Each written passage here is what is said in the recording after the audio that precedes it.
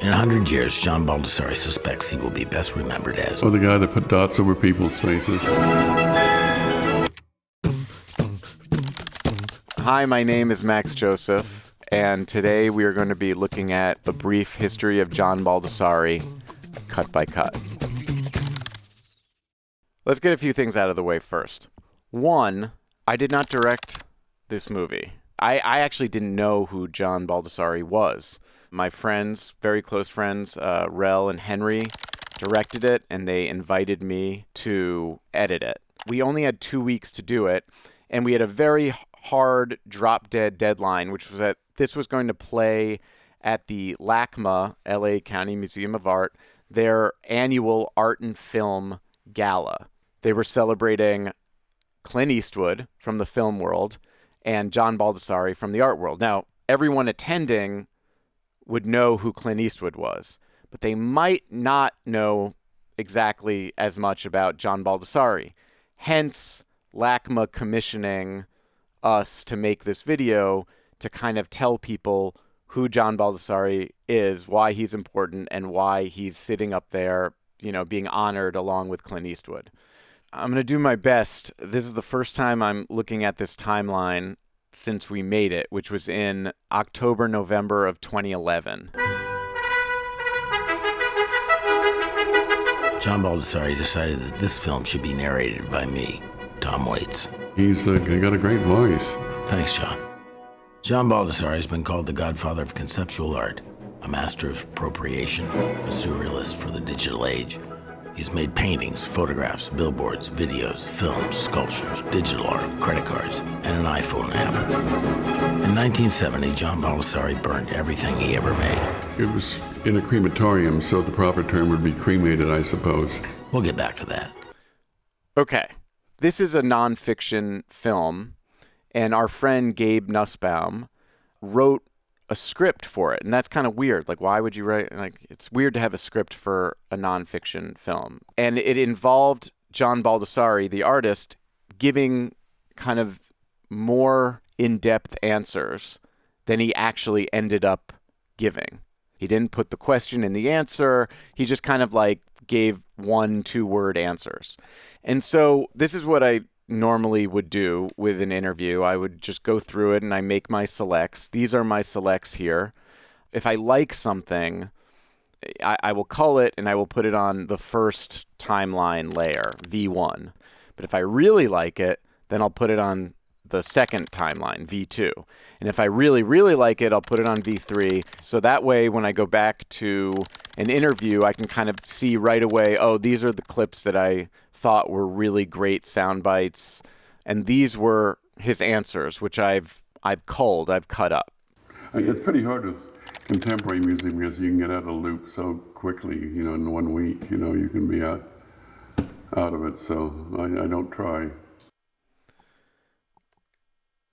I had an Italian girlfriend, and I would play Bruckner and Mahler all the time. Not good to play for an Italian. So now it's like, how do you take these 40 minutes of weird, random things that he's saying that don't quite tell the full story, and how do you then put this into a framework that does tell the full story of this guy? And not just, and then what is the full story of this guy? It's also about conveying his vibe, right? Conveying his aesthetic, his voice.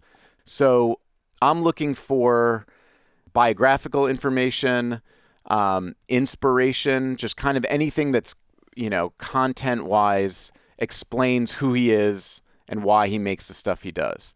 But then I also really like to cull like parts where he really comes alive, right? Where he says something and he smiles or he laughs or he makes a big hand gesture, even if it has nothing to do with what we're talking about.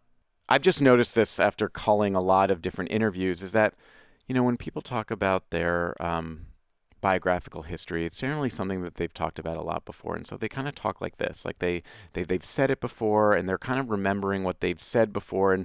But then if they like see an ant over there, like they exclaim, or like their voice rises, or they remember a funny joke and and they speak louder and they project. It might have been this project where it really dawned on me that if I just take those moments where the person is exuberant and cut those together, that will give you a clearer sense of who that person is and what their soul is like, what their personality is like. The challenge then is, how do you put that inside of a framework or a package and also gives you a beginning, middle, and an end? And I didn't even know where to start. There was just so much footage, so much art, this weird interview that was all random bits and pieces. But I could see very clearly just this one part of it at the beginning. I was like, I'm just going to start piecing this part together. And I think I took a day to work on this very first part. John Baldessari has been called the godfather of conceptual art, a master of appropriation, a surrealist for the digital age. He has made paintings, photographs, billboards, videos, films, sculptures, digital art, an iPhone app. That was it. That was the first thing I put together. It doesn't even have the interview in it, but this was just me messing around with using collage, lots of different old pieces of media, reappropriating it in a way that, I was inspired after looking at all of John Baldessari's art. And I was like, oh, cool. This gives me permission to kind of mix all these things together. And we were doing everything in a very say way, right? So when he says the godfather of conceptual art and a master of appropriation, we ripped a little thing from The Godfather, and we used master of appropriation, surrealist Salvador Dali, first thing you think of when you say surrealist, for the digital age. Where is this for even from?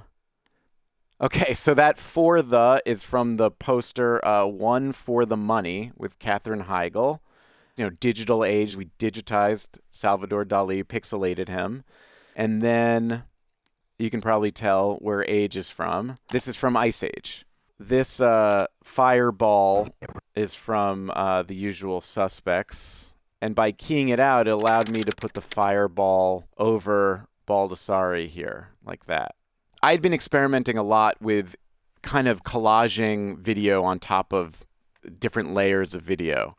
And I was so kind of bored by that more traditional editing that when this project came along and I saw what John Baldessari's work was like, I was like, oh man, this is going to be great. I'm just going to go 1,000% in the other direction and lean into all these things that I'd been already experimenting with. Text on screen, 2-frame, 1-frame images that flash. I wanted to give you an epileptic seizure. It's a very maximalist style. No pun intended. Okay, so let's go back to the original thing. John Baldessari is a towering figure. He's 6'7" tall. Cool, yeah, you get a lot of, how's the weather up there, blah, blah, blah. John Baldessari's studio door has 2 peepholes, regular height and Baldessari height. John Baldessari wonders about Clint Eastwood's height. How tall is he? Okay. You could see from the clips of the John Baldessari interview that a lot of what he was saying were these kind of random little comments about things. And the script itself was filled with kind of this is John Baldessari's studio. This is John Baldessari's paintbrushes. And it was all filled with all this kind of random, trivial stuff. So it was very exciting and almost self-explanatory how to make the opening intro, right? It was kind of all intro stuff. The problem is, how do you take all this random stuff and create a beginning, middle, and end? We had worked on a film about another artist right before this, same group, Rel, Henry, and I. One thing we found in the short film that worked for us in the other video was loud, quiet, loud. The first third was loud, the middle part was quiet, and then it gets loud again. Rel and Henry had kind of shown us the trailer to A Clockwork Orange.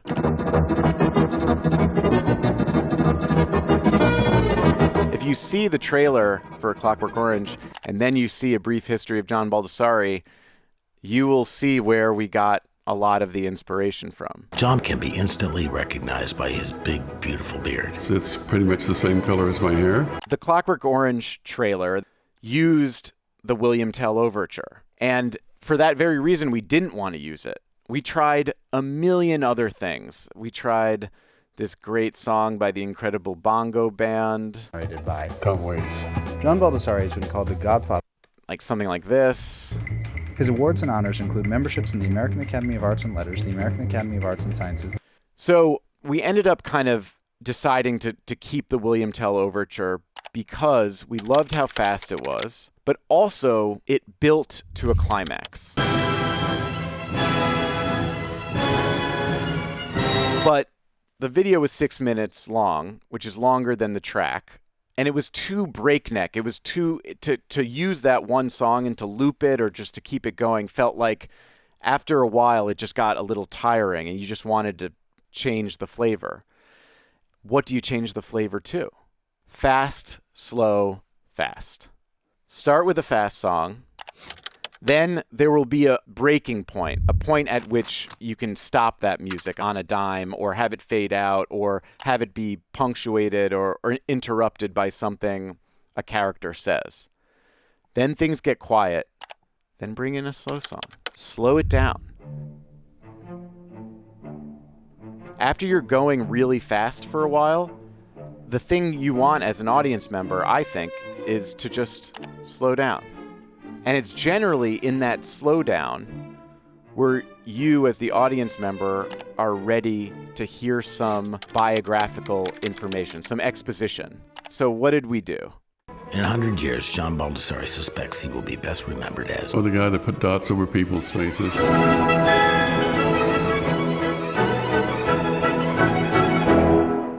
John Baldessari is so successful that he carries absolutely nothing in his pockets. Not a thing. John Baldessari was born and raised in National City, California, 15 minutes from the Mexican border. Just that little joint took so long and was just so hard to figure out. We wanted to get out of this first track. And luckily, there's a part in the middle of the song that kind of has a natural... It's not the end of the song, but it has kind of a natural kind of punctuation. And we use the editing and that moment in the song to kind of create this mini ending. So there's no music here. Successful that he carries absolutely nothing in his pockets. Not a thing. And then not a thing is kind of like the punchline. And under that starts coming this much slower paced song. John Baldessari was born and raised in National City, California, 15 minutes from the Mexican. And along with that slow paced song comes the biographical information that we had not been able to figure out where that biographical information would come up until this part. So it's like, okay, we just got done with this big exciting thing, and now we can kind of sit down, take a beat, and get into kind of more of the story. The art scene in National City in the 1960s was... It was probably me. John printed text on canvas, and he called it art. We still inserted a lot of like little random, funny non-sequiturs just to kind of keep in the pattern that we started at the beginning. But now this made sense. Oh, now we can kind of get into the story and not just like be machine gunning random non-sequitur clips. And then this second song has kind of a big natural finish. I am making art. I am making art. I am making art. One day, John Baldessari made a simple discovery. Dots. So the second track ends. It builds to this little climax. No music. One day, John Baldessari made a simple discovery. Dots. And now we're back to the first track, the fast track. So fast, slow, fast. It was nice because now there's a symmetry to the whole piece, right? We started with the William Tell Overture. Now we're going to end with the William Tell Overture. But it's a different part of the song, and it's a part that builds up even bigger than the first part of the song. So it's not like we're just repeating the same track again, and it's going to feel like the same energy level, it's going to be even higher. So basically, it was nearing the gala. We had like 48 hours to finish this. And we were just, all we had was like that opening intro that I played before, and then lots and lots of these little tidbits that didn't quite fit together. We needed to kind of send the whole thing to the sound mix, like that evening. I just kind of decided, well, let's just edit this together sound first. We put in the sections of John speaking, the sound bites where we knew we wanted him to talk. And then it was like, oh, well, after he says this, there's the music kind of does this interesting thing, and it feels like there needs to be a break there. So let there be a break there, and we'll fill it in later. This is the version that went to sound mix. Don't know what's going to go there.